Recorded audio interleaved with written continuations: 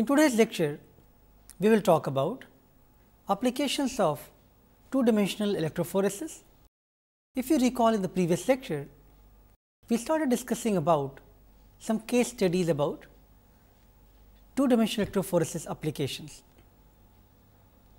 So, as you have studied in this module, what are different type of workflow involved in performing two-dimensional electrophoresis experiments. We have gone through step by step, starting from the protein extraction, doing the quantification, isoelectric focusing, which separates protein in their first dimension, followed by doing the equilibration, preparing the strips for second dimension separation, and then you separate the proteins on the SDS page based on the molecular weight, followed by stain the gels to visualize the spot, and then scan those images, analyze that by using various software, and then perform some statistical analysis to obtain some biological insight. Now, this workflow remains same regardless of whatever application one want to use in their different type of biological questions. I started discussing about two-dimensional electrophoresis application in the last class. I gave you an overview of the 2D at that time.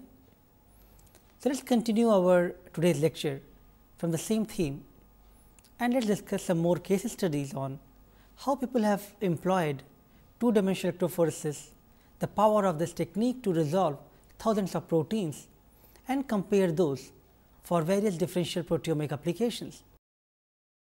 So, in today's lecture outline, first we will continue our case studies on conventional two-dimensional electrophoresis. We will talk about a study based on the drug treatment on malaria parasite, Plasmodium falciparum. We will then take a study on the plasma proteome analysis of SARS virus. So, let us start with the first case study towards a proteomic definition of co-Altem action in Plasmodium falciparum malaria, a study by Makanga et al. In 2005. So, as you know, each year hundreds of millions of new malaria infection cases result in over 1 million deaths worldwide. But due to the lack of effective vaccine and widespread resistance to the anti-malarial drugs, still lot of deaths are happening, and the malaria problem is still posing challenges for its control. The anti-malarial therapy of chloroquine and pyrimethamine, these have not been able to control the mortality rate because of the anti-malarial drug resistance development. So, therefore, there is urgent need for identifying new drug targets as well as understanding the course of the action of these drugs by applying various type of high throughput techniques. So, in this paper, authors have discussed how two different drugs which are effective for the antimalarials can be studied for looking at the proteome changes in the Plasmodium falciparum parasite. So, co-Altem is a combination of artemisinin derived altimether with lumefantrine. How these two drugs behave and how the proteome changes occur due to the action of these two drugs were studied in this paper. So, authors applied proteomic approaches, the two-dimensional electrophoresis, to study the proteomic alteration of each of these drugs. So, these drugs are applied as a drug of choice for all cases of non-severe malaria worldwide. The artemisinin drug action is mediated specifically through its endoperoxidase moiety. However, the more detailed mechanism of action of these drugs are still unknown. So, the purpose of this study was to investigate the action of two active components of new antimalarial co-Altem, artemether and lumefantrine, on human malaria parasite Plasmodium falciparum. And authors tried to look for the alterations in parasite proteome which were induced by each of these drugs. To obtain the insight of the proteomic alteration, they separated the proteins on the two-dimensional electrophoresis gels and compared the response of these proteomic alteration based on these two drugs, and then they identified certain proteins which were either commonly expressed due to these drugs or they were differentially expressed due to these drugs. So, certain proteins were found to be commonly upregulated due to both of these drugs, and certain proteins have the different patterns. But before looking at the proteomic alterations, authors first determined IC 10, 20, 50 and IC 90 values for both the drugs ARM and LUM. We will use the abbreviations now for artemisinin and lumefantrine. An effect of these concentration of drugs on parasite growth over 24 hours was characterized. As you can see the growth curve in this slide. So, synchronized ring stage parasite cultures were harvested over 24 hours period after the exposure to the ARM and LUM. The parasite growth was determined by using hypoxanthine uptake assay. After establishing the culture conditions and the drug concentration, then authors looked for the proteomic alterations. So, first of all, they did the fractionation of the P. falciparum proteome, synchronized parasites which were isolated from the host erythrocytes, washed those initially and then solubilized that in a Tris buffer recipe. The Tris insoluble fraction was further subjected to extraction in the urea based lysis buffer. Once protein extraction was done, then authors used IPG strip of pH 3 to 10 range for the first dimension separation of protein in the linear IPG strips. After the IF was done, they equilibrated these IPG strips and then applied that on 12.5% of the vertical SDS gel. After the second dimension separation based on the molecular weight, then these gels were stained with the silver or Kumasi brilliant blue stains. So, by employing two dimensional electrophoresis and comparing the gel images by using the PDQuest software,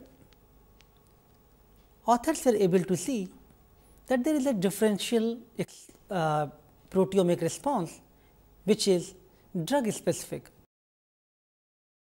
So, quantitative analysis of the altered protein expression levels following exposure to the ARM and LUM were analyzed, and then those protein spots which were differentially expressed and statistically significant were further subjected to the mass spectrometry based analysis. So, the comparative analysis of 2D gels from untreated and drug treated parasite protein fractions provided direct and distinct alterations in parasite proteome following altimether or lumefantrine drugs. Certain proteins were identified, few of those showed common response due to both drugs. However, there are certain proteins which showed opposite trends due to each of these drugs. Proteins such as membrane associated calcium binding protein was upregulated in both the drugs. Aspartic proteinase was also upregulated in both the cases. Heat shock proteins such as HSP 60, 70 and 90, those were upregulated due to both the drug treatments. There are certain proteins such as enolase, fructose bisphosphate aldolase and phosphoglycerate kinase. These proteins were down-regulated in artemether treatment and up-regulated in the lumefantrine treatment. So, interestingly, the ARM treatment resulted in the more than threefold down-regulation of the glycolytic enzymes such as enolase, phosphoglycerate kinase, fructose bisphosphate aldolase and glyceraldehyde 3-phosphate dehydrogenase.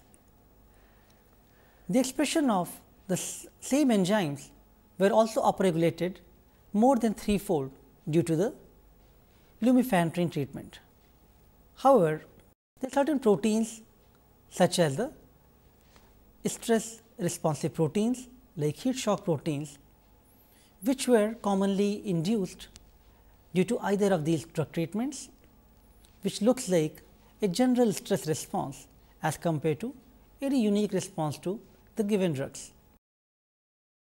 So, from this study, the major findings were that authors successfully investigated alterations of parasite proteome induced by two component of coartem, altimether and lumefantrine. By using proteomic approach, they investigated specific and non-specific effects of two anti-malarial drugs in pharmacological relevant conditions. Expression of certain proteins were quite interesting, including a membrane bound calcium binding protein, which was upregulated due to altimether and lumefantrine treatment. The study also established a relationship between the pharmacologically relevant concentration and time of exposure for the two components of coartem.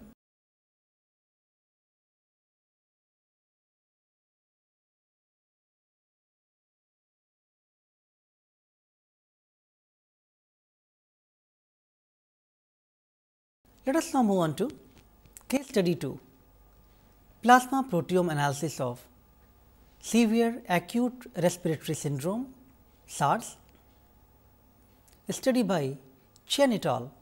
In 2004. So, the purpose of the study was to perform a comprehensive plasma proteome analysis of severe acute respiratory syndrome and its comparison with the healthy individuals. In this study, authors employed conventional two-dimensional electrophoresis, analyzed those images from the treatment with the controls and identified the differentially expressed protein by using mass spectrometry techniques, including Mardy-Toftoff and LC-MS-MS. Finally, the interesting identified proteins were validated from techniques such as Western blots. So, if you remember few years ago, the severe acute respiratory syndrome occurred in 2002-2003 and thousands of deaths were reported in several countries around the globe. The genome sequence of SARS virus was already known and the structure of main protease and receptors were also known. However, the pathogenesis of SARS was not very clearly understood. Since serum or plasma, they provide a very valuable sample to identify the targets for diagnostic, prognostic and therapeutics. So, authors used plasma sample for the analysis of proteomic alteration in the SARS patients. For the plasma proteomic analysis, authors explored the possible pathogenetic mechanism of progression of SARS by analyzing plasma proteins of 22 different plasma samples, which were obtained from the 4 SARS patient and 6 healthy controls. Authors analyzed plasma proteome by using two-dimensional electrophoresis on 4 to 7 pH immobilized pH gradient strips, and they stained the gels with a sensitivity stain cyproruby. So, the slide you can see the steps involved in the traditional two-dimensional electrophoresis followed by the mass spectrometry. Both the controls and the treatments, the healthy individuals as well as patients suffering from SARS, the plasma was separated and then proteins were resolved on the 2D gels. Differentially expressed proteins were further subjected to the in-gel tryptic digestion followed by the mass spectrometry. So, the comparative proteomic analysis of these 2D gels revealed that 38 protein spots were differentially expressed, more than two-fold change. And out of these spots, there were 30 proteins which were upregulated, 35 were upregulated and 3 were downregulated. Now, these interesting 38 differentially and significantly expressed proteins were excised from the gels and subjected to the multi-TOF mass spectrometry for analysis. Authors also employed liquid chromatography tandem MSMS system for analysis of these spots, and then the data was analyzed by using mascot search engine. Now, after the identity of these proteins were established, the 7 proteins which were not detectable in the healthy controls and only observed in the SARS patient, the identity of those included glutathione peroxidase, PRX2, retinol binding protein, vitamin D binding protein and serum amyloid A proteins.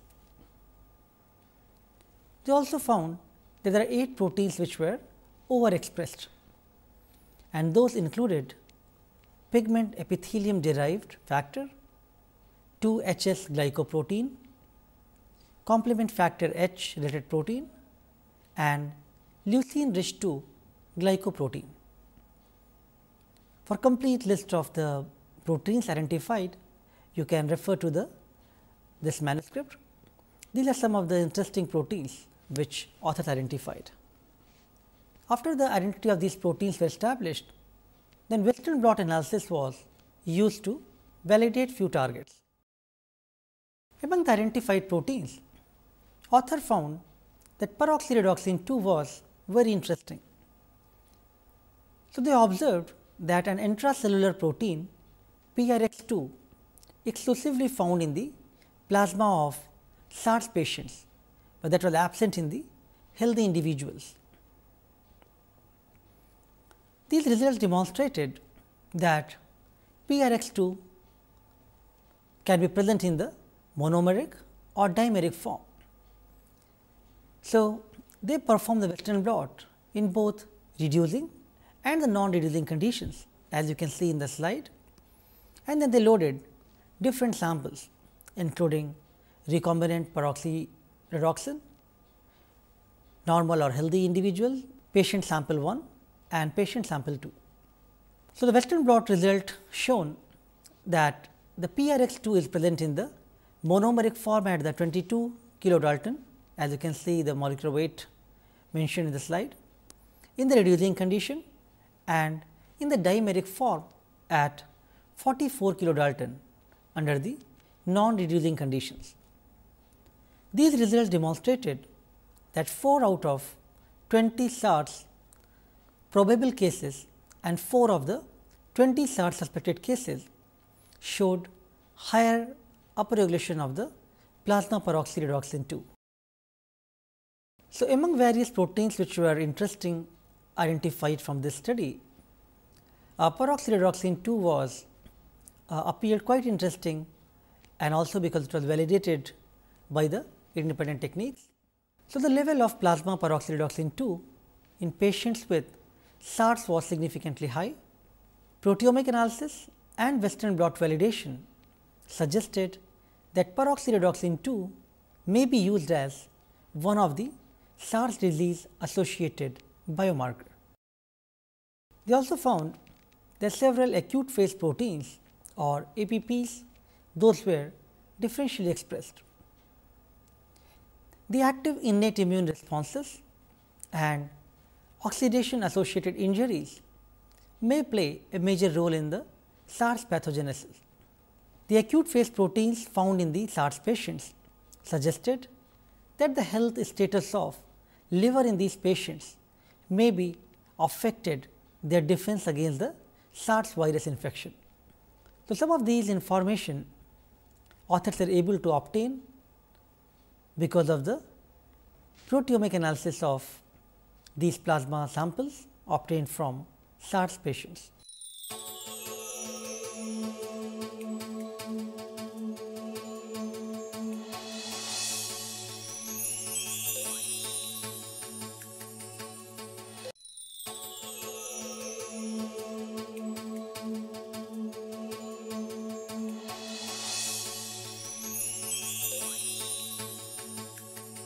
Now, in the previous lectures, when we talked about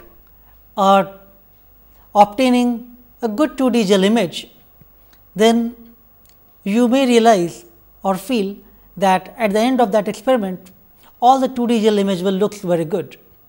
So, I am showing you one 2D gel which is appearing very good, and this is something when everything goes very well. So, if your protein separation and staining everything is fine, then at the end you should be able to see very good protein separation on the gel. This is a representative 2D gel image shown with the human serum sample. Now, I am showing you another good gel obtained from bacterial sample, the B subtilis, but often this is not the case. Many times there are different type of issues which could give rise to very bad images. These issues could be because of the sample preparation method, because of reagents involved, because of isoelectric focusing, different type of parameters involved, and finally, different type of staining methods being used. So, let us talk about some of these issues step by step. So, there are various challenges which are associated with two-dimensional electrophoresis. Mainly, the gel artifacts are major limitations. How to compare two gels, how to minimize the variations. Often during the electrophoretic run, that there is lot of run to run variation. Then you have different type of technical and biological variations. The image analysis, that itself is a very challenging process. How to define the spot boundaries, how to extract the intensity information from those spots. Often there is a user bias in doing this type of data analysis. So, there are major sources of variations in two-dimensional electrophoresis. I am showing you few problematic gels, how even the small mistakes or some issues inherent to your biological samples can give rise to very bad 2D gels. For example, I am showing you few sample preparation issues. In this gel, as you can see, the TC acetone precipitation method was followed, but there was not good washing performed. So, TCA still remained in the pellet and one can obtain the pattern as shown in this gel. Now, if you are performing the planned protein extraction, but the solubilization is not sufficient, without precipitation, one can see these type of streaking and uneven gel pattern. Now, if you have samples which are having proteins in the abundance, such as crude serum sample. So, these samples will show you different interference in the focusing step because of large salt and other interfering components present, and then you can see these type of bad gels because of the either salt or different type of abundant proteins present in the mixture. Now, the sample variation is one problem. Often the chemical impurities or the chemical ingredients can also give rise to different type of bad gels, such as the chemical impurities shown in this gel, where the urea is very impure and one can see the carbamylation trail as shown in this gel. If the timid is very old, often the timid is very small amount of timid is used in making the second dimension gel SDS page. So, people often use that bottle for very long time, and if timid is very old, you can see some bad pattern on the gel, something similar to as shown in this image. Now, if your chemical such as tris is not very good quality, it is impure, again that will show some artifacts in the gel. Streaking, that is very oftenly seen because of different type of problems which could be associated, whether it is coming from the sample preparation or because of different type of interfering components. Often you have nucleic acid or carbohydrates is still present in the mixture. The extraction method was not sufficient to eliminate all of those impurities. Many times SARS and different other interfering components are also present, which interfere in the IF process, and one can see the streaking pattern after looking at the staining of the gels. So, as shown in this gel, the presence of salt can be interfering and may result into vertical streaking as shown in this gel. If you are using narrow pH gradient strip such as 4 to 7 pH strip, then the vertical streaking can appear, because all the proteins beyond 7 pi will stack together in that region and one can see the vertical streaking. Now, abundant proteins, as we briefly talked last time, sometimes crude samples do contain highly abundant proteins and SARS. So, abundant proteins are one of the major interfering components which can be easily seen on the gel. If you have serum sample, there are many interfering components present in the serum, including some abundant proteins such as serum albumin. Now, in the plants, one can expect ribosco as one of the very large protein present in the plant leaves. So, these abundant proteins, they mask many smaller protein and create problem in doing the two dimensional electrophoresis, because of IEF process, as well as when you stain on the gel, you can see different type of streaking, as well as different, the whole region is masked because of the abundance of that protein. So, in this gel, it is shown that the human serum protein contains high abundant proteins, which is visible in this area. Now, there are various ways one can overcome these limitations, and as in the previous class of the protein extraction and sample preparation, we have talked about how to overcome these limitations, how to remove the highly abundant proteins. So, please refer to that lecture and one can overcome this limitation. Now, after protein extraction and IEF process is done, one needs to equilibrate this strip. Equilibration process itself can create some problems. For example, if you have performed only first equilibration with DTT and forgot to do the second dimension, the second equilibration prior to doing the second dimension separation, then you can see some pattern similar to as shown here, that only equilibration with the DTT. Many times people think that by increasing the time of doing equilibration, probably the gel quality may appear better, but that is not the case. In this gel, it is shown that by increasing the equilibration time to 20 minutes of DTT and 30 minutes of iodoostamide, the gel pattern looks very problematic, and that is because of the equilibration excess. Now, IF process is very crucial. Many times during the IF run itself, one can monitor the problems if you have a software which is showing you how the run is progressing.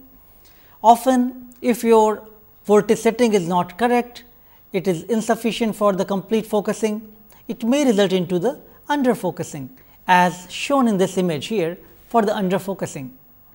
Now, if you have run too much voltage and the overall volt hour is very high, then it may result into over focusing.